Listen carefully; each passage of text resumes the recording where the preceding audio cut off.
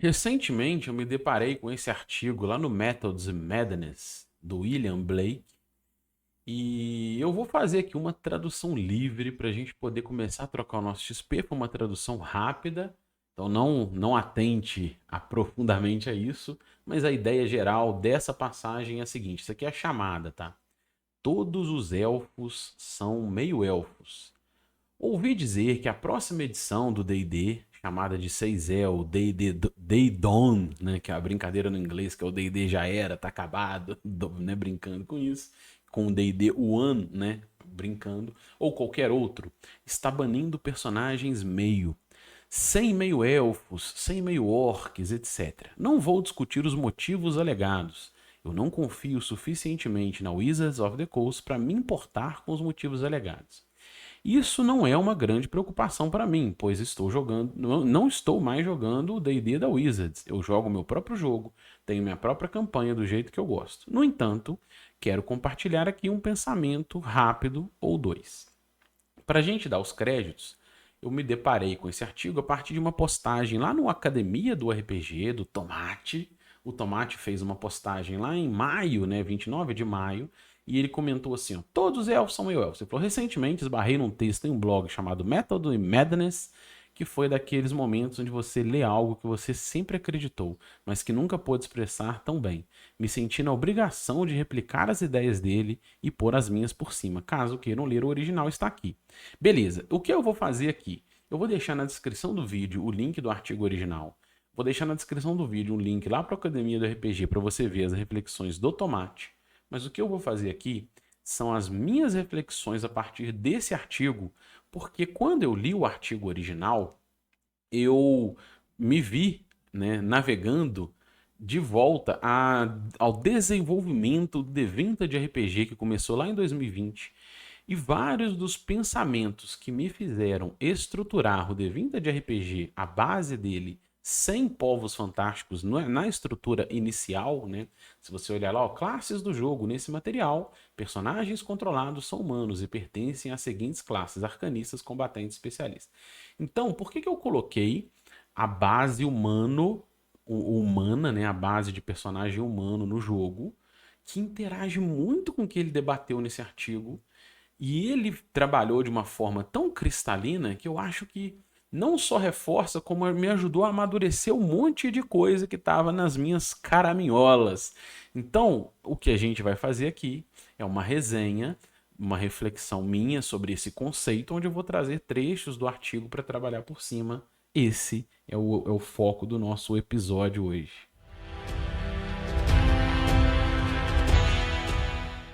Salve aventureira, salve aventureiro, bom dia. Eu sou o Kiral e hoje a gente vai trocar uma ideia sobre esse conceito. Todos os elfos são meio elfos. É uma resenha em cima de alguns trechos de um artigo muito legal, muito alinhado com o desenvolvimento, com o pensamento que me ajudou a desenvolver a raiz, né, de um jogo à base de humanos no D20 de RPG. O primeiro ponto que eu vi nessa reflexão, né, é que quando eu desenvolvi, quando eu fui começar a amadurecer, sem ter ideia de desenvolver o D20 de RPG, mas quando eu comecei a mergulhar na OSR, principalmente, quando eu fui na raiz estrutural, na crosta do D&D original e o que tem próximo ali, ROMs, BX, uma das coisas que me interessavam muito era a possibilidade da gente ter desafios mundanos, né? Como nessa arte, nem é aranha gigante, porque a aranha gigante não é mundano, né? Mas na arte, o perigo de iluminação, né? A gente navegar por subterrâneos místicos, cavernas labirínticas, aprender a se localizar, ter o controle da iluminação como parte do desafio, atravessar um rio, então ração, água, achar fonte de passagem de ar para poder me localizar melhor. Então esse tipo de desafio me é muito interessante. É parte do que eu quero cada vez mais amadurecer e como imprimir isso na mesa. Então vou trazer aqui alguns exemplos, né, que muito me interessavam e que fazem parte da proposta, da mentalidade do desenvolvimento do D20 de RPG. Por exemplo, fome e sede. Principalmente quando a gente estiver trabalhando em extremos e em viagens longas, né? Então, se você está navegando por deserto, por regiões muito frias, ali que eu nem falei temperatura, né? Fome e sede especificamente, mas a gestão de ração, né? Se você de repente o personagem está aprisionado, está sem comer muito tempo, como isso pode ser impresso? Tem mais, tá? Eu vou falar da carga e sobrecarga, a capacidade de carga dos personagens. E quando você vai para uma estrutura em que o X, já falei isso em outros vídeos, né? O XP por ouro, você vai carregar tesouros e isso é importante para você. Isso vai te fazer valorizar auxiliares, ter um cavalo, ter um burrico, comprar uma carroça. Então esse tipo de interação ele é reforçado por essa proposta de desafios mundanos, né? Então, há problemas de doença, quando você estiver invadindo uma tumba antiga, um local selado, que tipo de perigo pode ter ali? A doença também é um perigo, né? Em selva tropical, selva desconhecida, ficar muito tempo longe de locais que tem saneamento básico, né? Então, eu fiquei pensando nisso, né? Problemas de iluminação, que é um dos corações, talvez é o coração, né? Talvez é o coração do dungeon crawling, de desafio. E envelhecimento. Porque uma coisa que eu ainda não amadureci bem, mas fica ali na minha cabeça, a ideia de que é indesejado para mim, embora eu ainda não tenha achado a boa solução, de que personagens rapidamente em mesa, né, pensando tempo de jogo, em poucos meses de jogo, evoluam ali do nível 1 ao nível 5, do nível 1 ao nível 6. Mas em mesa isso passa muito pouco tempo. Então é uma coisa que eu ainda quero melhorar, quero amadurecer mais, que é essa possibilidade de a gente poder avançar anos, né?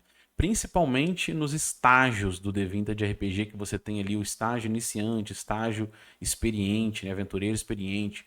Então, nesses estágios, me é muito interessante pensar na ideia de que você começa a se aventurar jovem, com 15, 16 anos, e depois de 10 anos você pode ser considerado um aventureiro experiente. E depois de mais 10 anos você já é um aventureiro, um ícone, né? Então, um ícone no cenário, uma pessoa renomada é aquela que já tem mais, não é só idade, tá? Mas é uma pessoa que já se aventurou tanto em que ele tem aí mais de uma década de aventuras que ele é muito famoso. Mas como amarrar isso? Só que quando a gente tem elfo ou anão, principalmente na mesa, isso é alienado, né? Não sei se alienado é a palavra, mas isso é mitigado. Então eu me lembro numa campanha que a gente estava jogando, em que a galera encontrou um fantasma e o fantasma deu um tapa no elfo, né? Fez um efeito lá no elfo de envelhecimento. E o efeito era um D4 vezes 10 anos. Eu tirei 2, um D4. Ele envelheceu 20 anos, isso não mudou em nada. Não teve impacto nenhum na mesa, né? Então são reflexões que eu estou fazendo aqui agora para a gente ir trocando esse XP. E aí, pensando no D20 de RPG, eu vou dar um zoom na iluminação. Porque a iluminação, talvez desses desafios todos que me são interessantes, a iluminação ela é o melhor exemplo. Eu fiquei refletindo, né, na facilidade que você tinha ao enxergar no escuro, tendo infravisão ou a visão no escuro, que algumas edições da OSR usam, que é mais alinhado com o D&D moderno, mas o próprio infravisão antigo. Ah, tem como corrigir? Tem. A infravisão não funciona com a tocha. A infravisão, de repente, não vê morto-vivo. Já tem ferramentas que eu já explorei com isso e eu entendo quem argumentar por aí. Mas ainda assim, a gente não tem a proposta de você né, de ser humano ali, o desafio mundano e humano. Então, trazendo para isso, olha o trecho do artigo que interage muito bem com isso e que me deu um clique muito legal, né? Ele fala assim: primeiro, vale a pena mencionar que no D&D original de 1974 sugere que você possa começar o jogo com um Balrog, ou um dragão de baixo nível. Por outro lado, elfos e anões não possuem infravisão e até mesmo os monstros perdem infravisão quando se juntam ao grupo. Aí ele traz um trecho do Underworld Wilderness Adventures que está na página 9. Olha aqui que o Gygax, ou o Arneson, né? Olha o que eles escrevem lá, os autores. No submundo, algumas fontes de luz ou feitiço de infravisão devem ser usado. Tochas, lampiões, espadas mágicas iluminarão o caminho, mas também permitem que os monstros vejam os personagens. Com isso, monstros nunca são surpreendidos a menos que entrem por uma porta. Além disso, as tochas podem ser apagadas por uma forte rajada de vento. Presume-se que os monstros tenham infravisão permanente, desde que não estejam servindo a algum personagem. Então, olha como ele, no design original, tinha uma preocupação de passar essa visão do desafio da iluminação para a galera, né? Então, mesmo que você jogue um Charm Person, por exemplo, num Goblin, mesmo que você permita que a galera jogue com Goblin ou jogue com um Anão, né? Ele não vai ter infravisão, que foi a minha solução durante os playtests desses povos fantásticos. Ninguém tem infravisão, né? Ou visão no escuro, ninguém tem. Foi um caminho que eu tomei. Por quê? Porque ele interage com o design do D&D original e ele reforça essa ideia de iluminação como desafio. E às vezes, numa situação de risco, as criaturas que enxergam no escuro podem atacar a tocha, podem tentar quebrar um lampião, né? Então, isso está alinhado com o tipo de desafio mundano que eu quero apresentar, que é a escuridão como perigo, né? A escuridão como desafio. Mas não é só isso, né? O idioma, se você pegar a raiz do elfo, do anão, ele já vem com linha de 6, 7 idiomas. Então tem várias coisas que interagem, mas a infravisão é uma muito forte. Mas ela foi abandonada nos irmãos muito próximos do D&D Zero E, né? Por isso é que eu falo que o D20 de RPG foi construído na base do Zero E, porque eu usei o material do Zero E como principal chassi. Eu gosto de ir na fonte original, porque a gente começa a ver o que foi modificado e a gente começa a entender se isso é interessante ou não para mim, né? Então, olha lá, aqui eu peguei um trecho do BX. Olha lá, ele já passa no Dwarves, né? No povo anão, nos anãos, ele já passa a ideia de infravisão. Olha lá, eles têm infravisão, né?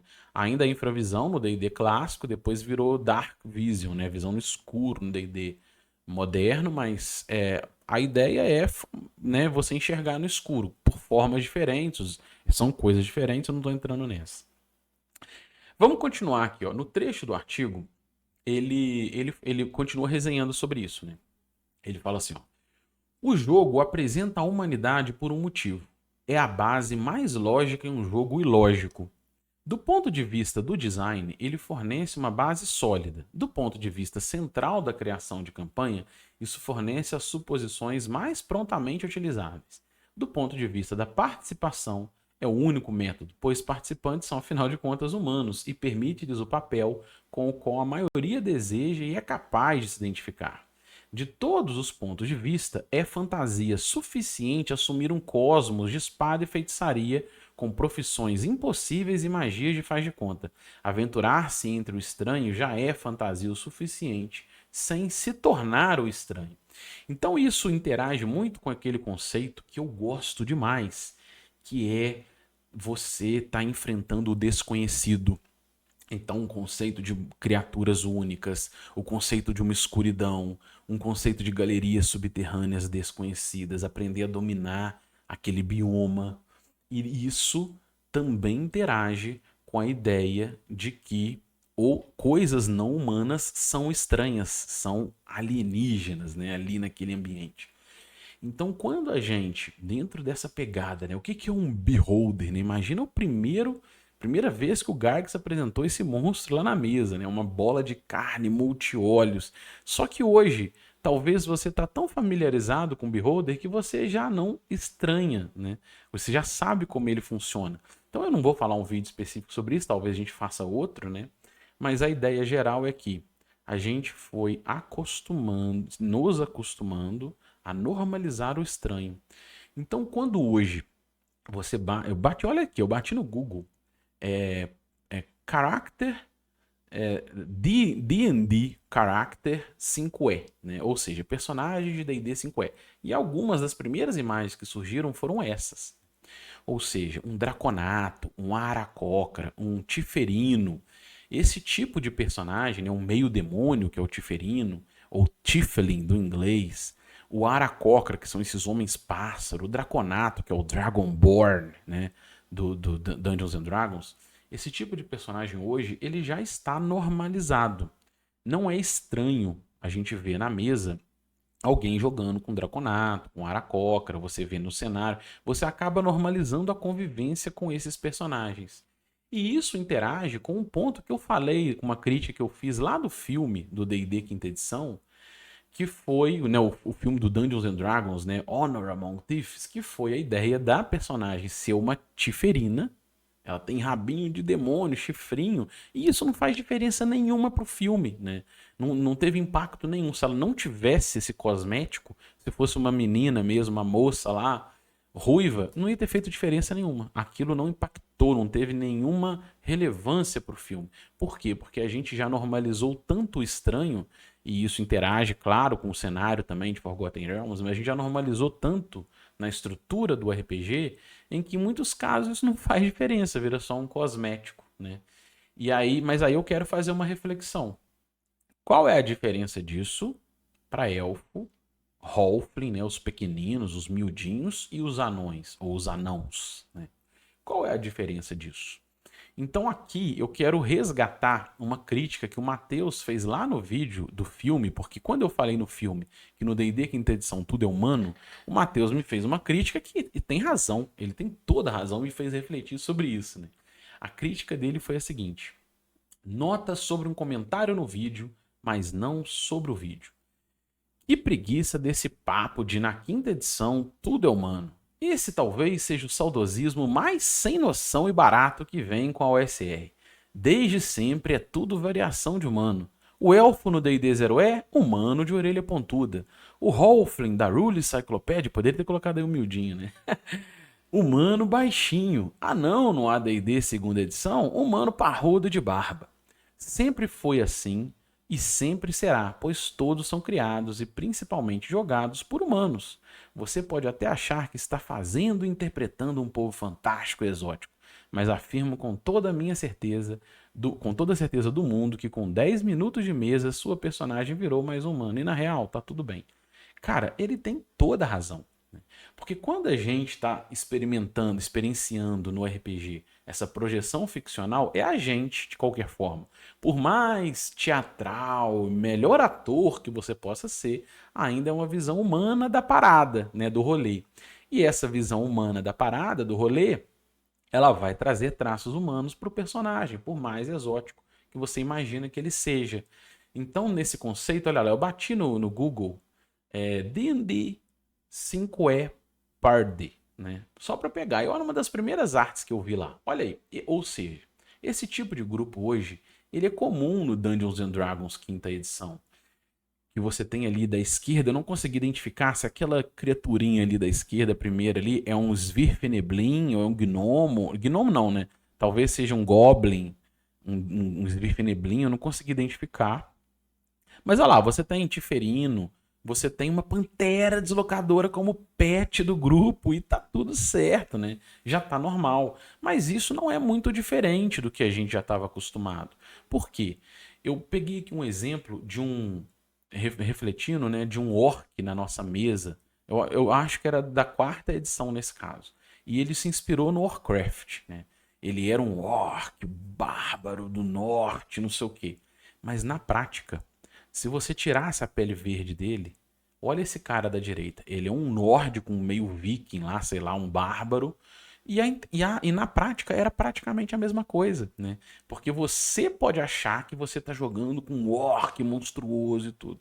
Mas às vezes, na projeção, a nossa interação se transforma esse orc num humano, num nórdico. Por quê? Porque a gente é humano e essa visão humana vai trazer traços que dificultam você interpretar um povo fantástico com todas as nuances que ele possa ter. Então isso interage, o que o Matheus criticou lá, que eu acho que ele tem toda razão, interage com um trecho desse artigo do William Blake que ele fala o seguinte, olha o que ele fala no artigo. Nesse sentido, eu acho que todos os elfos são meio-elfos, pois são parte humanos e parte elfos das lendas. Poucas pessoas interpretam elfos como seres egoístas e perigosos do Paul Anderson ou seres semidivinos do Tolkien. O mesmo padrão é observado em draconatos, tiferinos, que são meio demônios, né? Acho que até meio diabos. O Warforged, meio máquinas, Genasi, meio elemental, Acimar, meio celestial, ou seja, Ele dá alguns outros exemplos lá. Mas é sempre a experiência humana, que foi o que o Matheus falou lá, e que eu acho que tem toda razão, né? E inclusive por isso que eu não coloquei no D20 de RPG base, porque eu ainda queria refletir e amadurecer sobre isso. Então o que ele fala é o seguinte: todos estão a meio caminho entre o ser humano e essa outra coisa. Ele ainda comenta mais, né? E, na verdade, eu até acho que é mais humano do que a outra coisa. Então, essa crítica dele no artigo interage muito com o que eu refletia, né? Cristaliza muito alguns dos meus pensamentos sobre isso. Que no final ele resume nesse título sensacional, né? Todo elfo é meio elfo. E aí eu fico perguntando, né? Tem alguma solução? Bom, no meu caso, a primeira solução que eu tomei ao longo da nossa mesa, né, de 2020, da pandemia para cá, que a gente foi jogando Arqueia, as Cavernas Proibidas de Arqueia, The Isle of Dread, né, a X1, Battle Maze, todas as campanhas que eu fui mestrando. A partir do desenvolvimento do D20 de RPG no Zero E, a minha primeira solução foi não ter então essa galera. Já que a gente quer ter iluminação, doença, fome e sede, essa base humana como desafio, vamos jogar com humano. A gente já consegue diferenciar as classes pelos atributos, a gente já consegue diferenciar. O combatente vai especializar numa arma diferente um do outro, especialista vai pegar perícia diferente, arcanista vai ter magia diferente, marca arcana diferente. Então a gente já traz essas diferenças a partir da mesa, a partir dos atributos, já sai personagens bem diferentes. Então a gente não precisa trazer mais povos fantásticos. Essa foi a minha primeira solução. Né? E tem funcionado, tá? Na mesa tem funcionado, tem sido uma boa solução para pegar mais a raiz de espada e feitiçaria e mais a raiz de uma visão e desafio mundano e humano. Tá, beleza, essa é uma solução. Mas o William Blake trouxe uma coisa que me deu um clique muito. E eu tava. Mas eu não tinha negado, tá? Eu não tinha negado a possibilidade da gente ter povos fantásticos. A gente tava fazendo playtest. Né? De vez em quando, um cara lá da mesa fez um pequenino, tive umas ideias, mexe aqui, mexe ali. Partindo da proposta do BX, mas mexendo um pouquinho, eu fui tentando trazer essas possibilidades de você jogar com elfo, jogar com pequenino, jogar com anão. Beleza, isso estava em amadurecimento. Aí eu vi essa solução do William Blake que eu achei bem legal, olha só. Ele fala assim: portanto, meio-elfos pode ser uma opção decente, né? Meio-elfo no caso, pode ser uma opção decente em jogos em que você não permite elfo. Assim, você pode ter algumas características élficas, mas manter o mistério e a estranheza dos elfos. Esse pode ser um motivo para usar raça como classe. Aí põe BTW, que é o By the Way, né? Se você quiser manter as raças distintas. Então, olha que interessante. Quando eu li isso no artigo, eu falei: olha, pera lá. De repente você pode pegar o elfo, exatamente como está no BX, mas ao invés dele ser elfo, ele é um meio-elfo. Ao invés de você ter a solução lá do AD&D do Gygax, do meio-elfo, ter um pouquinho de coisa elfa, um pouquinho de coisa humana, que pode ser também uma solução, você pode simplesmente trazer essa raiz. O sangue élfico vai trazer elementos élficos dele. Mas você na mesa vai ter os elementos humanos o suficiente para que você interprete um personagem que tenha traços e características élficas, mas que ainda tenha um sangue pelo menos meio, né, ou então majoritário, porque esse meio elfo é entre aspas. Ele pode ser 70%, 90%, né, ter um antepassado, mas é uma boa solução.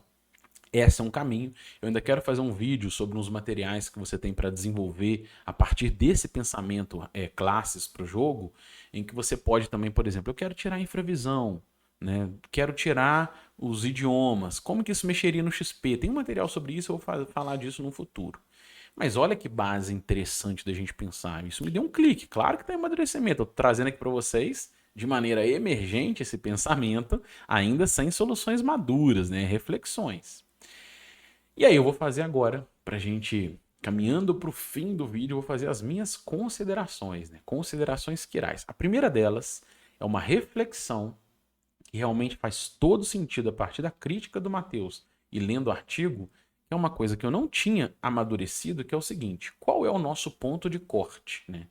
Quando eu fui mestrar uma mesa de Tomb of Annihilation, eu vi que tinha a opção de jogar com tabaxi.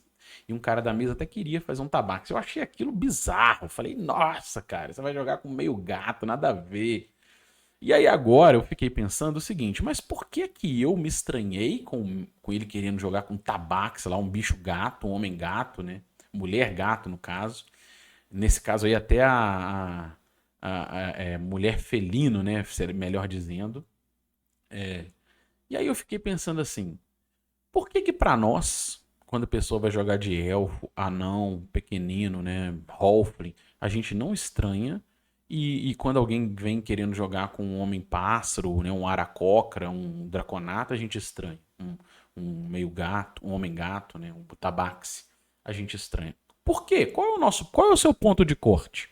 A gente está tão normalizado pela influência da fantasia tolkieniana, do D&D original, que trouxe esses povos fantásticos como opções jogáveis, dos cenários clássicos de D&D, Dragonlance, Mystara, Forgotten Realms, que trazem isso interagindo e integrado à sociedade humanoide, né, comum, que a gente foi tão anestesiado por essas possibilidades que para nós não é estranho você ter um elfo sentado na taberna, né?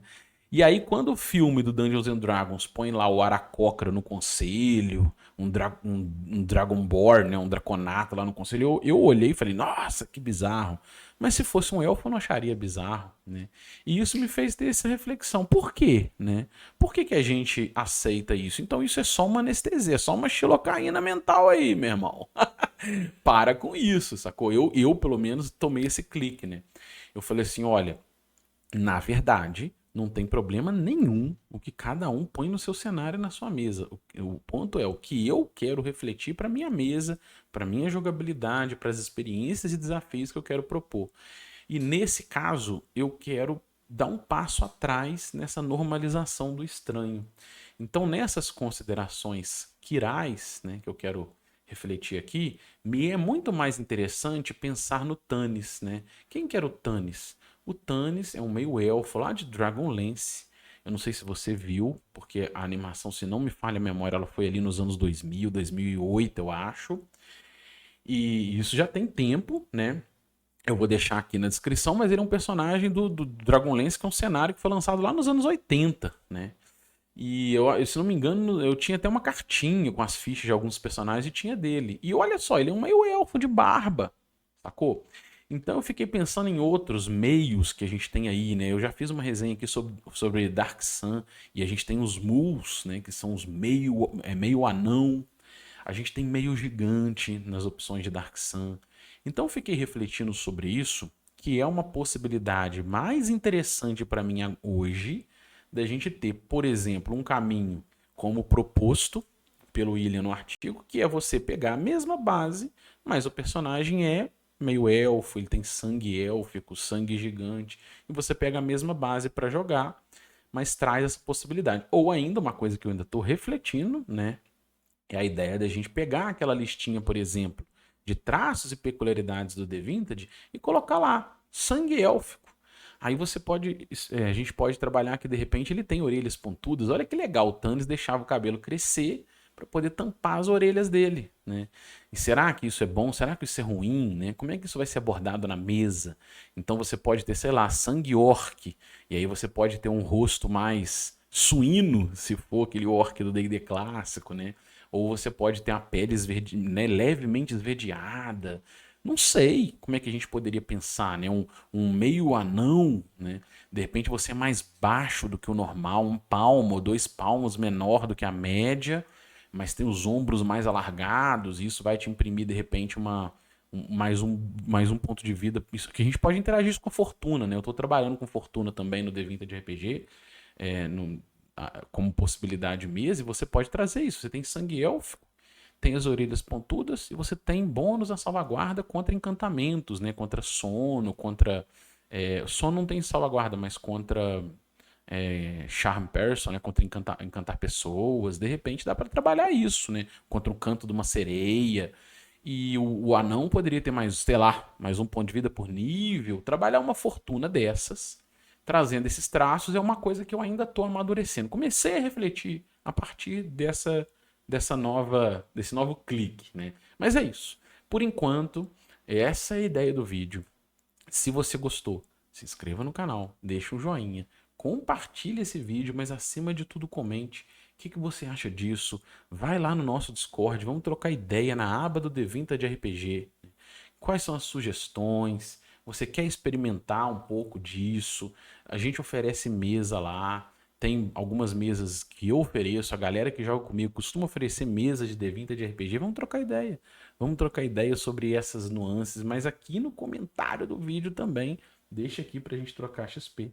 Porque o nosso grande objetivo é sempre trocar XP.